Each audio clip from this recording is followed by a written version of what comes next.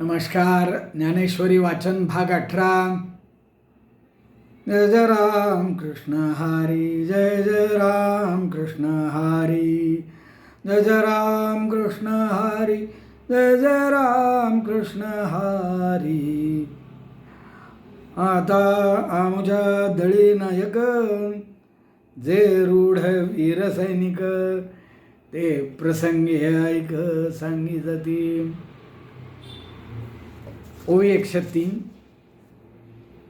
श्लोक 9. अस्माकं तु विशिष्टाये तन्निदुबोध द्विजोत्तम, नायका मम सैन्यश्च संज्ञार्थं तान् ब्रवीमि ते. भवान् भीष्मश्च कर्णश्च कृपश्च समितिञ्जयः, अश्वत्थामा विकर्णश्च सौमदत्तिस्तथैव च. अन्ये च बहवः शूरा मदर्थे त्यक्तजीविता, नानाशस्त्रप्रहरणा सर्वे युद्धविशारदाः. दुर्योधन आता आपला अहंकार व्यक्त करतोय की काय जबरदस्त माझी पॉवर आहे. रावणालाही असाच अहंकार झाला होता. अहंकार इथे दिसतोय. आचार्य द्रोणाचार्यांना म्हणतोय की आपल्या सैन्यात आता कोण कोण थोर थोर योद्धे आहेत हे तुमच्या माहितीसाठी मी सांगतोय, तर ऐका. आपण आहात स्वतः भीष्माचार्य आहेत, कर्ण आहेत, कृपाचार्य आहेत, समितिंजय आहे, अश्वत्थामा, विकर्ण, राजा सोमदत्ती, हे सगळे आहे. आणखीन महान पराक्रमी, माझ्याकरता आपल्या जीविताची आशा सोडणारे, नाना प्रकारच्या शस्त्रांचा युद्धात उपयोग करणारे असे पुष्कळ वीर आहेत. ते सर्व युद्धशास्त्रात निपुण आहेत. तर आता याच्याकडे प्रचंड ताकद आहे. ती ताकद तो आता सांगतोय दुर्योधन. आणि अर्थात या भाषेवरून कळतं अहंकार आहे. या या या या या शब्द एकच आहे ना, अर्थ वेगवेगळे, त्याच्या अभिव्यक्तीवरून कळतात. इथे तरी अभिनय करावा लागला, या शब्दांमधूनच कळतंय. उदाहरण थोडंसं चुकलं असेल समजून घ्या. रिपीट करत बसायचं कंटाळा आला आता. नाही तर एखाद वेळी काय होतं, जरा चूक झाली ना, मी सगळा व्हिडिओ डिलीट करतो आणि पुन्हा बनवतो. पण आता तसं नाही आहे, कारण हा आपलं संवाद चालू आहे.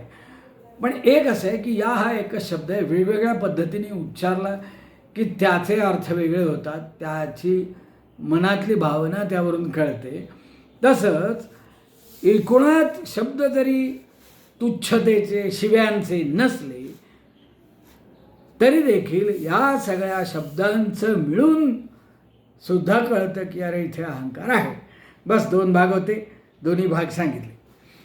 आता आमच्या दळी नायक, जे रूढ वीर सैनिक, ते प्रसंगी ऐक सांगितले. आता सांगतो कोण कोण आहे आपल्याकडे. उद्देशे एक दोन्ही, जाई जाती बोलोनी, तुम्ही आधी करूनी मुख्य जे. आता मुख्य कोण आहेत ते बघा. असं काय लाखांनी सैन्य असतं ना, काय इतक्या अक्षोहिणी वगैरे असं सैन्य होतं. हा भीष्म गंगानंदनू, जो प्रताप तेजस्वी भानू, तो म्हणजे भानूचं तेज जणू काही. रिपू गज पंचाननू, कर्णवीरू. आता वीर कर्ण हा, रिपू गज पंचाननू, हत्तीला जसा सिंह तसा आहे. या एकेकाचे मनोव्यापारे, हे विश्व होय संहरे. हा कृपाचार्य न पुरे कलाची, हा एकटाच पुरे आहे. असा संहार करते, काही विचारू नका. येथ विकर्ण वीरू आहे, हा अश्वत्थामा पैल पाहे. याचा अडदरू सदा वाहे, कृतांतू मनी.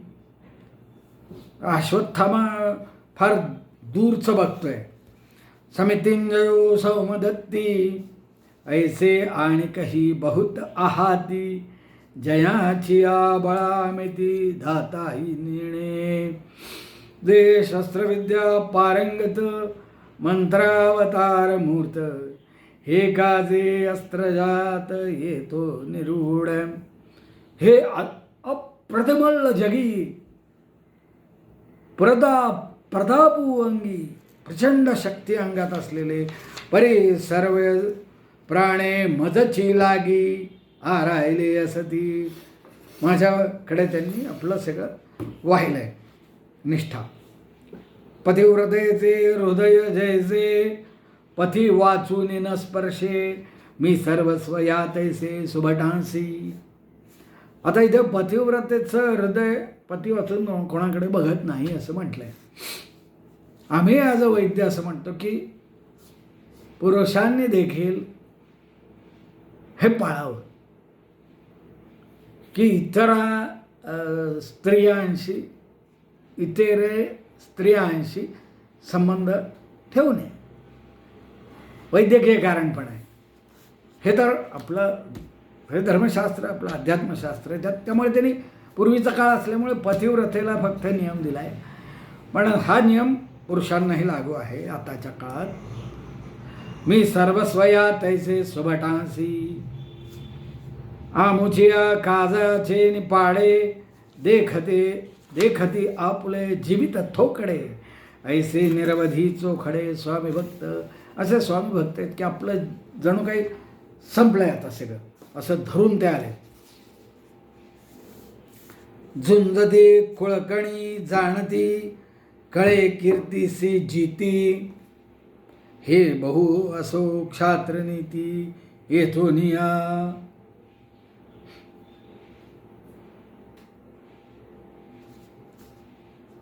ऐसे सर्वांबरी पुरते, वीर दळी यामुते, आता काय गणू यांते अपार आहेत. क्या अपार आहेत, काय गणना करू महाराजा.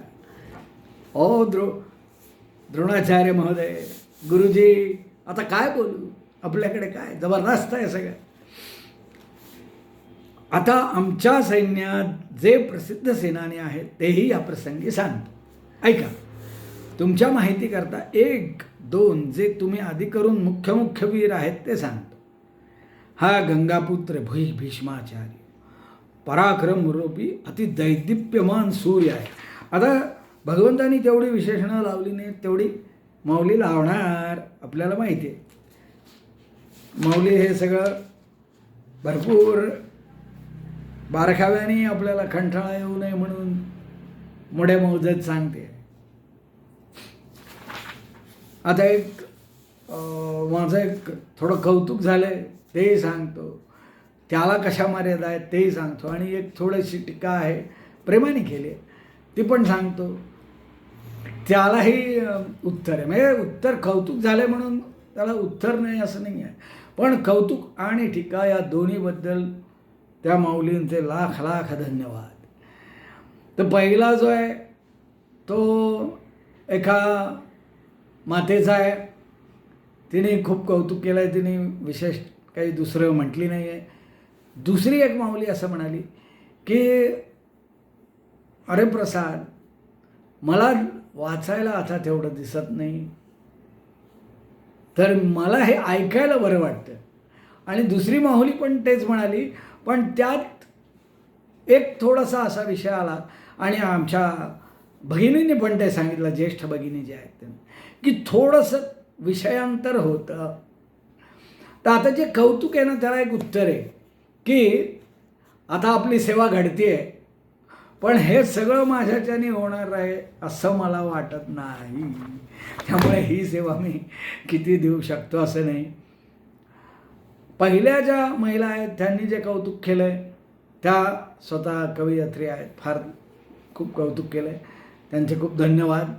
त्यांना उत्तर देण्यासारखं काही नाही. पण ह्या दुसरं जे आहे याला उत्तर देण्यासारखं आहे की आपली आत्ता सेवा होती आहे, पण अशीच सेवा किती होईल हे सांगता येत नाही, आणि हा ग्रंथ पूर्ण होऊ शकणार नाही असं मी धरलं आहे. आता एखाद्या वेळी असं होतं की आपण ठरवतो, म्हणजे हे माझ्या मर्यादा सांगितल्या, आणि हा जरी कौतुकाचा भाग खूप धन्यवादात्मक असला तरी अपवाद काय होतोय किंवा काय अडचण असणार आहे त्यात हे सांगितलं तर पूर्ण होणार नाही असं मी धरतोय. पण एखाद वेळ होऊ नाही जाईल.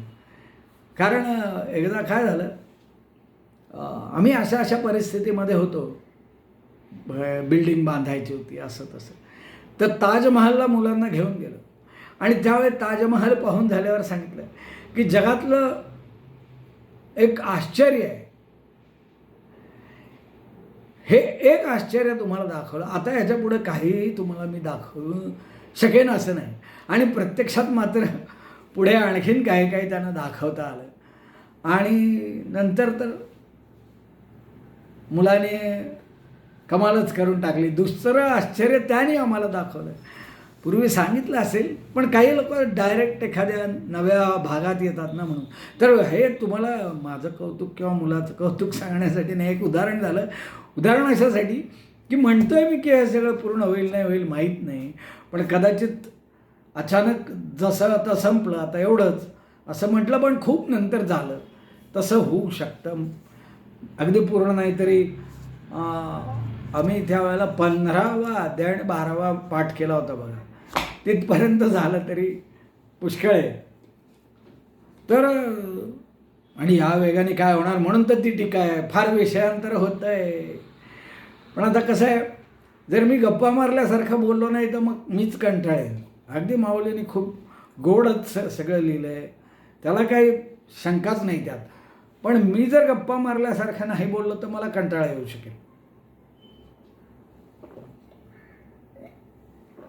हे त्यावर एक छोटंसं उत्तर आहे. तर तिघींचेही खूप धन्यवाद आणि बहिणीचे धन्यवाद, तिने बरंच मार्गदर्शन वेळोवेळी केलं आहे. ते स्वतः प्रवचनकार आहे तुम्हाला माहिती आहे. तर हे माऊली, आता माऊलीसुद्धा बघा असा विस्तार करते की नाही. मग मी असो, तर हा गंगापुत्र कसा आहे, हा एक दैदिप्यमान असा सूर्यच आहे जणू काही. शत्रुरूपी हत्तींना सिंहासारखा वाटतो. म्हणजे एकदा सिंह मागून आला की हत्तीचं वशंडच पकडलं म्हणून समजा, हे हमपसतं ना, संपला, मग विषय संपला हा हत्तीचा. तर असा खाऊन टाकेल, चोळून खाईल भीष्माचार्य. नाही, असा करणं आहे बरं का. त्या हत्तींना सिंहासारखा वाटतोय तो. हत्ती सिंहाला घाबरतायत म्हणजे असा त्याचा म्हणण्याचा अर्थ. असा कोण आहे तर तो महावीर कर्ण आहे. या एकेकानं नुसतं मनात आणलं तरी सगळ्या सृष्टीचा संहार करून टाकतील. कृपाचार्य हा एकटाच सर्व शत्रूच्या सैन्याला पुरून उरेल. बघा, दैदिप्यमान सूर्य, सिंह, सृष्टी संहारक, पुरून उरणारा, हेच हा विकर्णवीर आहे. हा कसा आहे, विकर्ण कसा आहे तर सगळ्या शत्रू सैन्याला पुरून उरेल. त्याच्या पलीकडे कोण आहे, अश्वत्थामा आहे. याचं काळाला देखील भय वाटतं बघा. म्हणजे स्वतः काळही त्याच्यापुढे कापतो. काळ म्हणजे कोण, मृत्यू, यम, यमाला काळ म्हणतो ना आपण. तर तो काळ झळाझळा कापतो याला बघून. तो आमचा कोण आहे, अश्वत्थामा. समितिंजय, सौमदत्ती यांच्यासारखे आणखीन पुष्कळवीर आहेत की ज्यांचं सामर्थ्य ब्रह्मदेवही जाणत, ब्रह्मदेवालाही ज्यांचं सामर्थ्य कळत नाही, असे वीरही आमच्याकडे आहेत. हे शस्त्रविद्येत पूर्ण निष्णात असून, म्हणजे ह्यांना काय काय येतं म्हणून मी त्यांचं एवढं वाखाणणी करतोय ना. मी या वीरांची वाखाणणी का करतोय की हे अस्त्र आणि शस्त्र या दोन्ही विद्येमध्ये निपुण आहेत. शस्त्रात निष्णात, अस्त्रात मूर्तिमंत, मंत्र. अस्त्र ही मंत्राच्या साह्याने होतात, शस्त्र ही फिजिकल आहेत फक्त. म्हणून त्याने असं म्हणलं की मंत्र दुसरं कोणी नसून हेच आहे. म्हणजे ज्यांना मंत्र हे सगळे इतके अवगत आहेत की ज्यामुळे त्यांची अस्त्र हे अत्यंत प्रभावी ठरणार आहेत, असे हे वीर माझ्याकडे. बरं वाटतं ना आपल्याला थोडं असा कधी आयुष्यात इगो केलाय का आपण एवढा, तर आपल्याला एक खोटा खोटा इगो करायला बरं वाटतं. माझ्याकडे असं हा हा हा मी काय अरे मैंने क्या केलं, जर कुठंतरी सुप्त असे भाव मारण्याची इच्छा असेल तर झाली पूर्ण. आज समितींचे समज हे शस्त्रविद्येत पूर्ण निष्णात आहे, अस्त्रविद्येचे मंत्र आहेत, सर्व अस्त्रविद्या जे यांच्यापासून प्रकट झाली, यांच्या तोडीचा जगात कोणी दुसरा मल्ल नाही. मल्लविद्या, मुष्टियुद्ध, रेसलिंग वगैरे वगैरे, यांच्या तोडीचं जगात कोणी मल्ल नाही. यांच्या अंगी पराक्रम पूर्ण वास करतो. हे महापराक्रमी आहेत.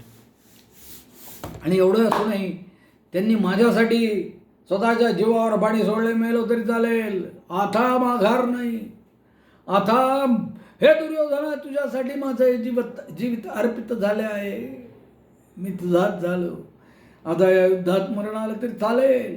हे बघा, म्हणजे आपण बघतो ना भाईचे गँग, त्या गँगमध्ये कसं असतं, त्यालाही ते हे मिळतात की नाही, फॉलोअर्स.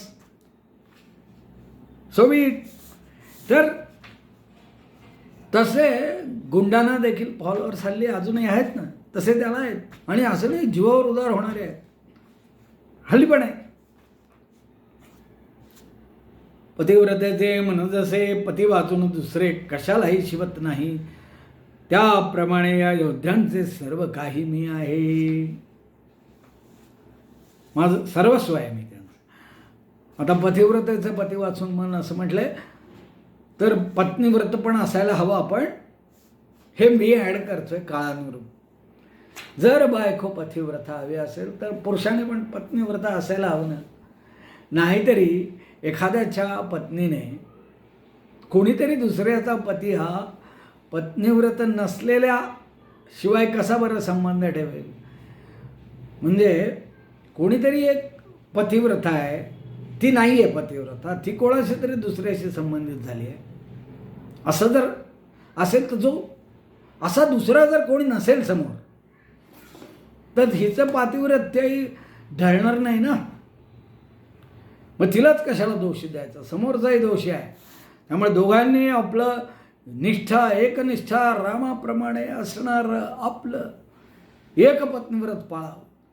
आता यांनी तर मनाच्या लेवलला पण म्हणलंय, पण मला अजून ते तेवढं जमलेलं नाही, त्यामुळे मी जास्त वर्णन करत नाही. पण अधिक सांगणे न लागे, सगळ्यांना नियम आहे, संबंध एकनिष्ठ असावे. वैद्यकीय दृष्ट्याही ते उत्तम आहे, मानसिकदृष्ट्या आहे, शारीरिकदृष्ट्या आहे आणि सामाजिकदृष्ट्या पण आहे. म्हणून हे नियम केलेत, नाही तर माणूस मोनोगॅमस नाही. अनेक वेळेला मी मत मांडलंय आणि तज्ज्ञांनी त्याच्यावर शिक्कामोर्तब केलंय. मोनोगॅमस म्हणजे एक काही प्राणी पक्षी आहेत असे की जे फक्त आपल्या पार्टनरशी संबंधित असतात, तसा माणूस नाही, निसर्गतः नाही. पण हे नियम केले म्हणून धर्म कशासाठी, तर अशा काही गोष्टी आहेत की ज्या अगदी नैसर्गिक नसूनही करायला सांगितलं. आता अख्खा ग्रंथच असा आहे ना की काम वासना कंट्रोल करा, ही नैसर्गिक गोष्ट आहे का. जिभेवर ताबा ठेवा, ही काही नैसर्गिक गोष्ट आहे का, ही निसर्गदत्त नव्हे. म्हणजे पार्शली असते, पण खूप कमी जास्त होते ना ह्युमन टू ह्युमन. म्हणजे काही लोकांचा खूप ताबा नॅचरली असतो आणि काहींचा अजिबात नसतो. तर हे का घडतं, तर तो निसर्गच आहे. कोणाचा असणं कोणाचं नसणं हा पण निसर्ग. पण सर्वांनी थोडासा ताबा ठेवावा हे सांगण्याचं काम धर्माने केलं आतापर्यंत. आणि ते मी शिरसावंद्य मानलंय, मर्यादा घालून घ्या स्वतः. आणि कुठल्या तरी एका वयाला थोडंसं यातून विरक्त देखील व्हा, म्हणून ते आश्रम आहेत ना. आज पण खूप विषयांतर झालं, माफ करा वहिनी. तर आमच्या कार्यापुढे त्यांना त्यांचे जीवित तुच्छ वाटते असे पराकाष्ठाचे स्वामी बघतात. आपल्या पूर्वजांचा लौकिक जाणून ते युद्ध करतात. ते म्हणजे परंपरा प्रतिष्ठा अमिताभचा सिनेमा आहे की नाही कसं आहे. तर ते पूर्वजांचा लौकिक जो आहे ती परंपरा आहे. त्यांचे वडील आजोबा जसे लढले तसं जाणून युद्ध करतायत ते. त्यामुळे सगळं जीव ओतून आहे. मी हरलो म्हणजे फक्त मी हरलो नाही, माझ्या 7 पिढ्या हरल्यासारखं आहे असं त्यांना वाटतं. आपल्या युद्ध कौशल्याने कीर्ती मिळवतात, एवढं जीव ओततात. म्हणजे हे दुष्टांचे सहकारी सुद्धा एवढा जीव ओततायत. मग आपण तर रामाचे आहोत वानर, आपण का नाही जीव ओतायला पाहिजे. आपण वाचण्यात, ऐकण्यात, करण्यात जीव ओतला पाहिजे. तर काल मी एक पोस्ट केली की फेसबुक आणि इंस्टाग्राम फक्त वीकेंडला घेतो. त्यातसुद्धा मला बरंचसं काम असतं पोस्टिंगचं. आणि आपले सांगितलं तुम्हाला ग्रुप्समध्ये वगैरे जातं पुष्कळ. हे सगळं मानवतेचं आणि उपनिषदांचं अनेक ग्रुप्समध्ये जातं. त्यामुळे यूट्यूबच्या नुसत्या व्ह्युअर्सवर जाऊ नका, इतर ठिकाणी पण भरपूर चाललं आहे. तर मुद्दा काय चालला होता की हा सुद्धा एक कंट्रोल शिकण्याचा प्रकार आहे, स्वतःवरती कंट्रोल आणण्याचा. म्हणून एक उदाहरण सांगितलं की मी हे केलं आहे, तुम्ही करता का असं विचारलं आहे. तर सर्व दृष्टीने नेशणात असे हे वीर आमच्या सैन्यात आहे आणि त्यांची संख्याही करवत नाही. इतकं भरपूर संख्येने आहे की ते त्यक्त जीव ते सगळं काय सोडून माझ्या मागे आले. त्या अमुक आहेत, त्या तमुक आहेत आणि आता विषयच नाही. विषय एंड. हम तो जीत ही गए, हम तो जीत ही गए, हो गए 400 पार. चलो, जय श्रीराम. काही आणि म्हणायचं का? हे पहिला श्लोक म्हणूया आज आपण. आता ऊर्जा हे बोलायला लागलं की भरपूर येते बो, काय कसं माहीत नाही. हे अख्खं नाही होऊ देणार. 9 श्लोक आणि तथास्तु आहे माऊलीचं. शक्यतो आपण थोडक्यात थांबू. आता विश्वात्मके देवे येणे वाग्यज्ञे तोषावे, तोषोनी मज द्यावे पसाय जाणे. जे खळांची व्यंकटी सांडो, तया सत्कर्मी रथी वाढो. भूता परस्परे पडो मैत्री जीवांचे, दुरितांचे तिमिर जावो. विश्वस्वधर्म सूर्ये पाहू, जो जे वांछील तो ते लाहो प्राणिजात. वर्षात सकळ मंगळी, ईश्वर निष्ठांची मांदियाळी. अनवरत भूमंडळी भेट तू भूतान. ते हे मौलीने इच्छा केली ती आपण करतोय की सगळ्या लोकांना जरा अक्कल येऊ दे, चांगलं होऊ दे. आपण त्यांना ती आव्हानही करतोय, त्याच्यासमोर त्याची गरज काय आहे तेही मांडतोय. जर तसं झालं तर ही युद्ध थांबतील, तेल मिळेल, गॅस मिळेल. एकमेकात गुंतलंय की नाही आता सगळं. मी एकटा काहीतरी एक आदर्श वागेन आणि छान झालं सगळं, माझं जीवन समाधानी आणि सुखी झालं, असं नाही होणार आता. जगाच्या एकूण व्यापारात सगळे एकमेकांवर आहेत. करोनात हा गेला म्हणून तो गेला आणि चीनमधला एक गेला म्हणून अमेरिकेतला 10वा माणूस गेला, असं झालं आहे. तर तसं हे आहे. आता युद्ध आहे म्हणून सगळ्या जगाला आता गॅसची चिंता पडली. लाकडं आणा, हे करा. एका जुगाडाने आमच्या इथे पाहिलं मी, त्या गॅसच्या शेगडीच्या खाली लाकडं लावली बघा. पण हे किती करणार आता, हा काळ कसा आहे. त्या काळात ठीक होतं ते लाकडं गोळा करून आणा, पेटवा, हे करा. आता नाही शक्य. तर सगळेजण एकमेकांच्यात गुंतलेले आहेत अतिशय आणि नुसतं नाही, जंगडगुत्त झालं आहे. त्यामुळे आपण स्वतः करायचं आणि लोकांना पण सांगायचं. काय लोकांना सांगितलं म्हणून आपण कमी होत नाही. फक्त लोकांसंगे ब्रह्मज्ञान होऊ द्यायचं नाही, आपण कोरडे पाषाण राहायचं नाही, हे खरं आहे. पण लोकांनाही आव्हान केलं पाहिजे, नाहीतर संपलेलं आहे सगळं. बरं असो, खूप झालं. बरं, दुसरा एक मुद्दा की वहिनी हे बघा आता की असं आहे की इकडे आपण जेव्हा ते बोलतो ना, विषयांतर वाटतं, पण तेव्हा त्यातले एक एक मुद्दे थोडेसे उलगडत जातात बघा, हे की नाही. तर ऐकत राहा, असं नका करू की फार बोलतोय म्हणून बंद केलं. हां, चला धन्यवाद, थँक्यू व्हेरी मच.